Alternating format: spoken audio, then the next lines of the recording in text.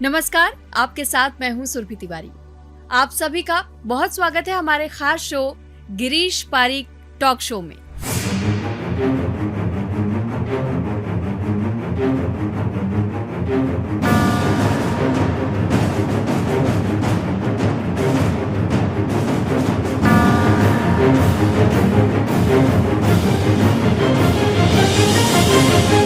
अच्छा गिरीश जी, क्योंकि अब पांचवी राशि की बारी आ चुकी है और पांचवी राशि हमारी है सिंह राशि। ऐसे में सिंह राशि के लोगों के लिए इस बार जो अमूमन तौर पे हमने जो प्रेडिक्शंस अब तक सुने हैं, ज्यादातर लोग ये कह रहे हैं कि सिंह राशि के जातकों को इस दौरान थोड़ा सा संभल के रहने की जरूरत है। बहुत कुछ अच्छा बेहतर होते हुए नहीं दिखाई दे रहा है। और अष्टम भाव का भी बार बार इसमें जिक्र आ रहा है, क्योंकि छह ग्रह अगर अपनी अपनी चाल बदल रहे हैं और अलग घरों में भी प्रवेश कर रहे हैं, तो ऐसे में इनके लिए ये कैसा प्रभाव लेकर के आएगा, अच्छा या बुरा? देखो सुरभि, ये बात आपकी बिल्कुल ठीक है कि मीन राशि और सिंह राशि के बारे में ही सबसे ज्यादा सुनने को मिल रहा है जी। मैं आपको बताऊं, देखिए, किसी भी एक चीज से कोई कंक्लूजन नहीं निकालना है। सिंह राशि के जो अधिपति हैं वो भगवान सूर्य हैं, है ना। तो सिंह राशि वाले स्वभाव में थोड़े से उग्र होते हैं, गलत बातों का कभी साथ नहीं देते हैं, दोस्तों के दोस्त होते हैं, लॉयल होते हैं, है ना।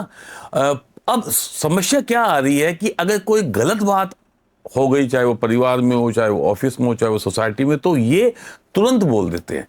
तो अभी थोड़ा सा ध्यान रखना पड़ेगा इनको, क्योंकि ग्रहों की स्थिति थोड़ी बदल रही है। क्या हो रहा है, शनिदेव इनके अष्टम भाव में जा रहे हैं। अष्टम भाव जो होता है वो अच्छा शुभ स्थान नहीं होता, हाउस ऑफ डेथ बोलते हैं हम उसको, है ना।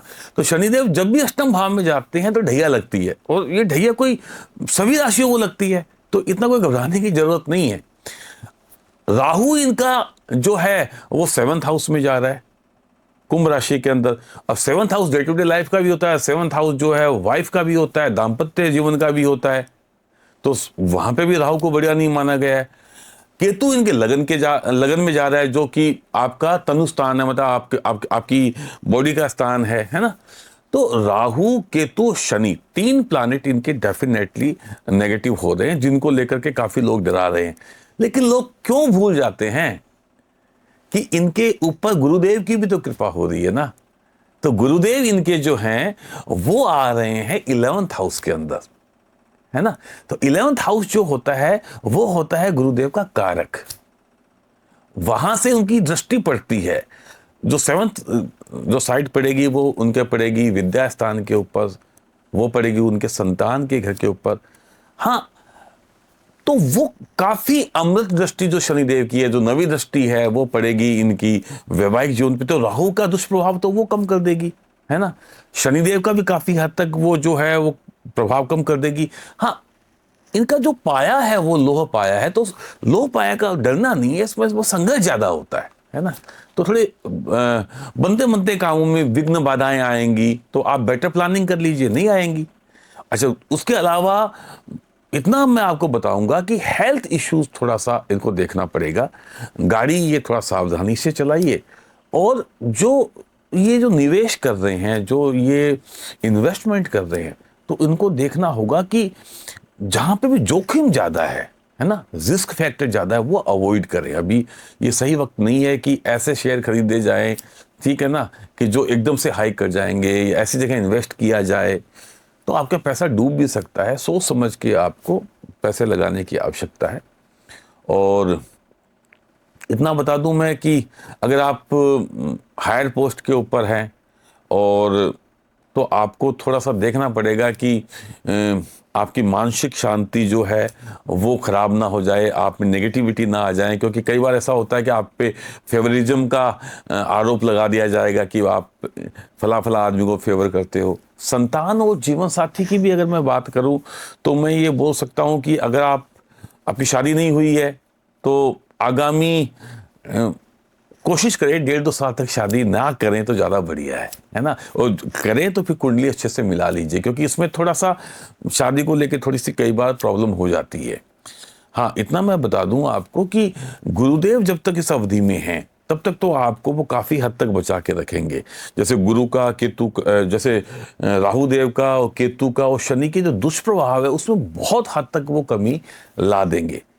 आपको अचानक से हो सकता है कि आपके जो आपका जो पैसा है वो हॉस्पिटलाइजेशन के ऊपर, दवाइयों पे आपको खर्च करना पड़ सकता है। घर में हो सकता है कि कोई बीमार हो जाए, आपका भी हो सकता है कि छोटा मोटा एक्सीडेंट या ऑपरेशन हो जाए, तो थोड़ा सा वो आपको एक ध्यान रखना पड़ेगा। वैसे ही आपको थोड़ा सा अपनी सेविंग्स को रखना पड़ेगा और थोड़ा सा अपनी लाइफस्टाइल को, या जो एक्सीडेंट वगैरह अगर अपन इसको थोड़ा बचा के रख सकते हैं अपने आप को, तो वो ध्यान रखने की जरूरत है। घर में भी थोड़ा वाद विवाद हो सकता है, धर्मपत्नी के साथ में भी थोड़ा सा मिसअंडरस्टैंडिंग्स हो सकती है, गलत फहमियाँ हो सकती है ना। नक्षत्र की अगर मैं बात करूं तो मघा, पूर्व फाल्गुनी, उत्तरा फाल्गुनी से इस राशि का संपूर्ण निर्माण होता है। राहु आपके 7वें घर के अंदर निश्चित रूप से थोड़ा सा, मैं ये बोलूँगा, ठीक नहीं है, तो वो आपको उपाय बता दिया जाएंगे जिससे कि आप काफ़ी हद तक कंट्रोल कर सकते हो। हाँ, गुरुदेव 11वें भाव के अंदर निश्चित रूप से आपके बढ़िया रहेंगे। जो मैंने आपको बताया कि जो उनकी दृष्टि है वो 4th हाउस में भी पड़ेगी, उसके बाद उनकी जो दृष्टि है 5म भाव में भी पड़ेगी, उसके बाद में उनकी जो दृष्टि है वो आपके जो 7म भाव में भी पड़ेगी, और उसके बाद में 9वें भाव में भी पड़ेगी, तो वो काफ़ी हद तक कंट्रोल कर लेंगे, है ना।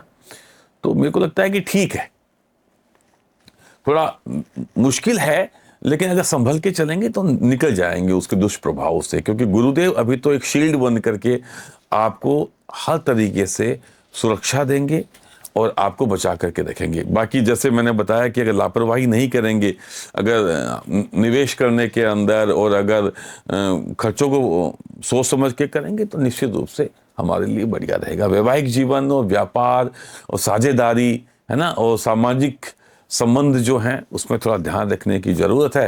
पार्टनरशिप तो मैं बिल्कुल सलाह नहीं दूंगा कि कोई बिजनेस पार्टनरशिप करी जाए, उस बात का विशेष रूप से आपको ध्यान देना है। और हम ओवरऑल ये मान करके चल सकते हैं कि इनके लिए ये स्ट्रगलिंग फेज है, थोड़ा सा कॉन्शियस होकर के चलने की ज़रूरत है, अलर्ट रह करके चलने की ज़रूरत है, संभालने की ज़रूरत है। देखिए क्या होता है कि जब अच्छा समय होता है ना, तो आप बहुत सारी बातें स्किप भी कर देते हो जीवन में, तो आपके ऊपर कोई दुष्प्रभाव नहीं पड़ता। जब आपके 3 मेजर प्लैनेट अगर उनकी स्थिति ठीक नहीं है, तो आपको सोच समझ करके हर एक चीज, जैसे बातचीत भी आप करेंगे तो नपी तुली बातचीत आपको करनी चाहिए। यहां तक कि परिवार में भी कई बार आपकी जो वाणी है, आप जो स्टेटमेंट दे रहे हैं, उससे हो सकता है गलतफहमी बढ़ जाए। तो थोड़ा सोच समझ करके बोले, सोच समझ करके इन्वेस्ट करें। कोई भी काम करने से पहले 1-2 बार सोच समझ लें तो वो ज्यादा बढ़िया रहेगा। व्यापार में जैसे अब इमीडिएटली अगर आप ये सोच रहे हैं कि भाई हम व्यापार में पार्टनरशिप कर लें, ठीक है, कोई कोलैबोरेशन कर लें, या कोई कहीं पे एक्सपोर्ट करने लग जाएं, या एक नई ब्रांच खोल लें अपनी, तो वो अभी ये समय नहीं है करने का, है ना। तो वो थोड़ा ध्यान रखने की जरूरत है। और वैसे गिरीश जी, अगर करियर और बिजनेस की हम बात करते हैं तो फिर इनके लिए ये समय करियर और बिजनेस के लिहाज से कैसा होगा? देखिए, करियर बिजनेस के हिसाब से मैं बोलूंगा कि जो अभी चल रहा है उस पर फोकस करिए। बिजनेस के अंदर जैसा मैंने आपको बताया कि अभी जैसे नया ना ट्राई करें, नया भी ट्राई ना करें, जो चल रहा है उसके ऊपर भी विशेष रूप से ध्यान दीजिए आप। जैसे बिजनेस के अंदर क्या होता है, कलेक्शन एक चीज होती है कि आप सेल्स कर रहे हैं, आपकी बिलिंग अच्छी हो रही है, लेकिन कलेक्शन हो ही नहीं रहा है, तो आपको वो फाइनेंशियल क्राइसिस झेलनी पड़ सकती है। तो कलेक्शन पे बहुत ज्यादा फोकस करिए, है ना, और उस पर बिल्कुल आपको ध्यान देने की जरूरत है। ठीक है। अब आगे बढ़ते हुए हम बात करेंगे स्टूडेंट्स के बारे में भी, कि स्टूडेंट्स के लिए ये समय कैसा रहने वाला है। देखिए, स्टूडेंट को बहुत ज़्यादा ध्यान देना पड़ेगा अपनी पढ़ाई के ऊपर, और उनको फोकस करना पड़ेगा स्पेशली, क्योंकि ये समय ऐसा है कि आपको एकदम एग्जाम से पहले हो सकता है आप बीमार हो जाएं, ठीक है, हो सकता है आप दोस्तों के साथ घूमने के लिए गए, आपका पैर फिसल गया, आपको चोट लग गई हो, आपको फ्रैक्चर हो जाए। तो जैसे ऐसा होता है ना कि एग्जाम से पहले भी समय होता है कि मस्ती करने के लिए भाग गए, अब ऐसा नहीं करना होगा। आपको देखना होगा कि आने वाले समय में आपके एग्जाम है, और आपको थोड़ा सा और अगम बुद्धि सोचना पड़ेगा। तो प्लानिंग आपको करनी पड़ेगी। ध्यान भटकाने के लिए बहुत सारी चीजें होंगी, और शारीरिक समस्याएं भी आएंगी, घर के बड़े बुजुर्गों से भी आपकी जो वाद विवाद हो सकता है। तो स्टूडेंट के लिए भी समय बहुत ज़्यादा फोकस करने का है।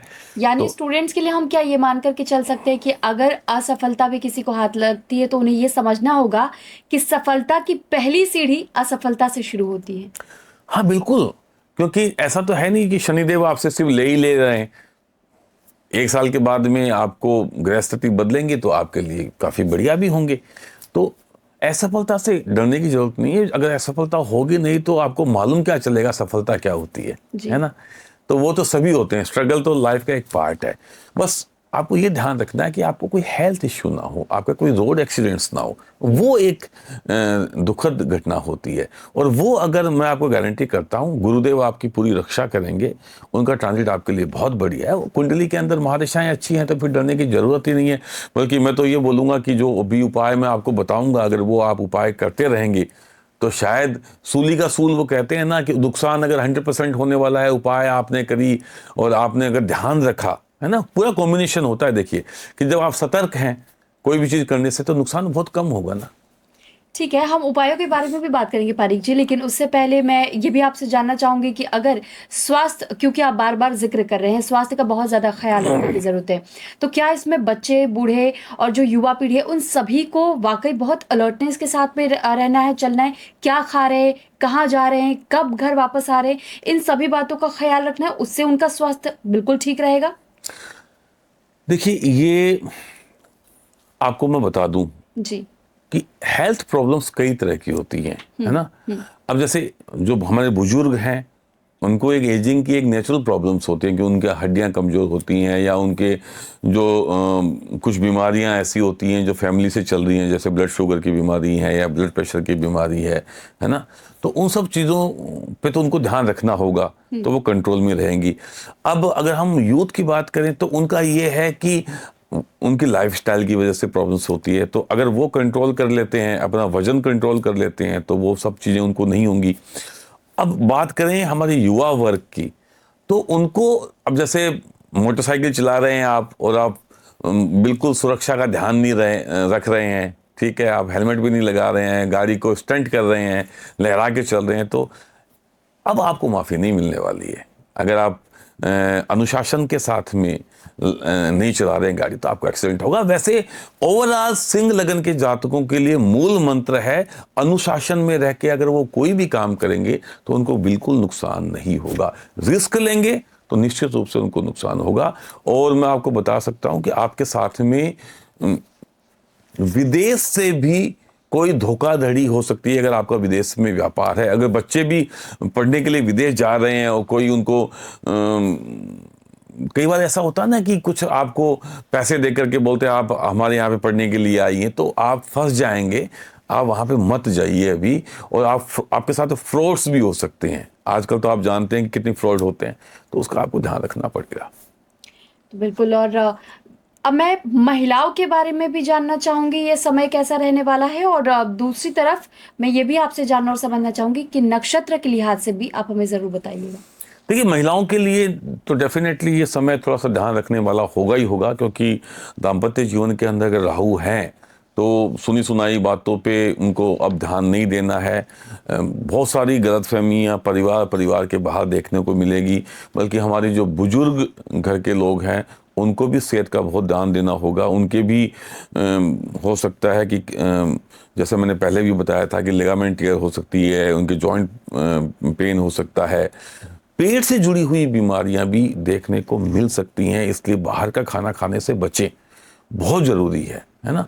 तो उसका बिल्कुल उनको ध्यान देना होगा। महिलाओं के लिए जो घरेलू महिलाएं हैं उनके लिए तो मैंने बता ही दिया है। जो कामकाजी महिलाएं हैं तो उनके लिए मैंने बताया कि वर्क फ्रंट पे जहाँ पे ऑफिस में जॉब कर रही हैं कंट्रोवर्सीज होंगी, पीठ पीछे कुछ बुराइयां भी हो सकती हैं, तो उनको दिमाग से निकाल के अपने काम पे फोकस करें। क्योंकि मेरा ये मानना है कि अगर आप ईमानदारी से अपना काम करते हैं आज नहीं कल तो आप सफल होते ही होते हैं, और शनिदेव की कृपा उन पर जरूर होती है।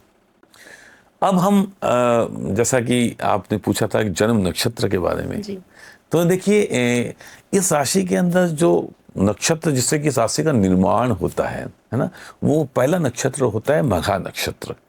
और मघा नक्षत्र के जो जातक हैं, जैसे इस राशि के अगर हम नक्षत्र वाइज बात करें तो उनका भी विशेष फल मिलेगा।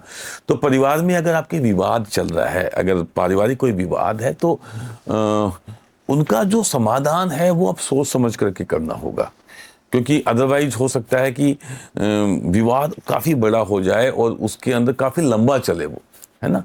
पति पत्नी के बीच में अगर किसी तीसरे व्यक्ति का अगर हस्तक्षेप होगा तो निश्चित रूप से वो रिलेशंस को बिगाड़ सकता है। तो बहुत ज़रूरी है कि किसी की सुनी सुनाई बात पे बहस ना करें, आपस में मिल बैठ करके और कोई अगर मसला है भी तो उसको सुलझाएं, है ना।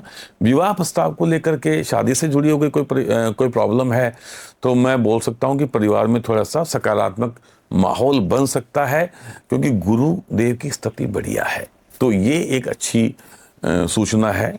और पूर्व फाल्गुनी नक्षत्र के लिए मैं ये बोलूँगा कि आने वाला समय जो है वो निश्चित रूप से हेल्थ थोड़ा सा उनके लिए एक इशू होगा। धार्मिक यात्राओं की योजना उनकी बन सकती है, क्योंकि गुरुदेव जो है वो धार्मिक यात्राएं करवाते हैं।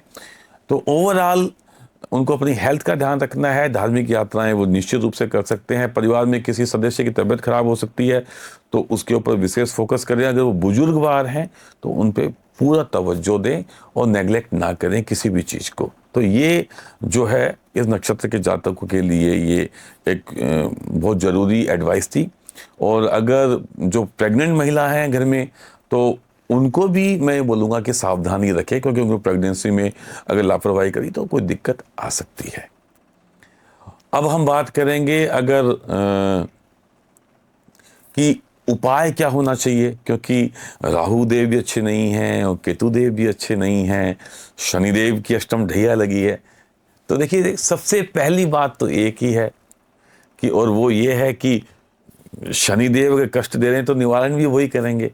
तो शनिदेव के मंदिर जाइए, शाम के समय जब दोनों वक्त मिलते हैं, संध्या काल बोलते हैं उसको, शनिदेव को तिल का तेल चढ़ाइए आप, उनकी मूर्ति पे पंडित जी को दे दीजिए, वो चढ़ा देंगे। और साथ ही साथ में एक तिल के तेल का दीपक जलाइए, एक थोड़े काला कपड़े में काले तिल, काले उड़द की दाल और एक लोहे की कील और थोड़ी सी जो रेजगादी जिसे चिल्लर बोलते हैं वो शनिदेव पे अर्पण करिए और उनसे प्रार्थना करिए कि किसी भी तरीके से, और अगर कोई हमसे गलती हुई तो हमें क्षमा करें और हमें दंड ना दें, हमारे ऊपर कृपा बना के रखें।